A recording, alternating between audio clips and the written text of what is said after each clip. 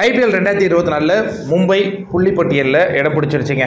ஏன்னா 3 மேட்சுகளிலும் தோல்வி அடைஞ்சிருந்தாங்க. 4வது மேட்ச்சில் வெற்றி பெற்று 2 பாயிண்ட்ஸை வாங்கியிருக்காங்க. இந்த மேட்ச்சில் எனக்கு புரியாத 2 கேள்விகள் மட்டும் இருக்குது. ஒன்று என்னன்னா, ஏன் ஹார்திக் பாண்டியா ஓவரே போடலை?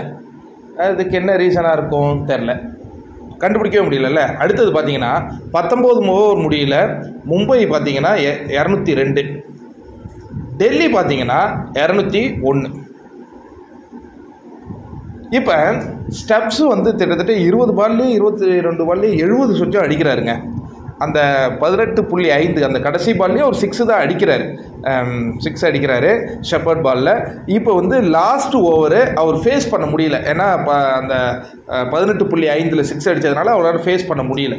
இப்போ லலித் யாதவ் ஸ்ட்ரைக்கில் இருக்கார். இது ஒன்றும் பண்ண முடியாது. ஆனால் இதில் எனக்கு புரியாத ஒரு விஷயம் என்னென்னா, லலித் யாதவ் அடுத்த எல்லா பந்துகளையும் அசர் அடித்து டீமை ஜெயிச்சு கொடுக்கவே போகிறதில்ல. அக்சர் பட்டேல் அவரும் எல்லா பாலையும் சிதறடித்து வெற்றி பெற்று கொடுக்க போகிறதே இல்லை. அப்படி இருக்கும் பொழுது அக்சர் பட்டேல் ஒரு 2 ரன் ஓடி போய் கீழே விழுகிறார். அது எதுக்குன்னு தெரியவே இல்லை. சரி, அதாவது போன ஓவரில் முடிஞ்சிருச்சு. கடைசி ஓவருக்கு வாங்க, நம்ம லலித் யாதவ் அவர் எதுக்குங்க 2 ரன் ஓடினார்? உங்களுக்கு புரியவே இல்லையா? எனக்கும் புரியவே இல்லைங்க. அந்த முதல் பால் 2 ரன் ஓடுறாரு அங்கேயே.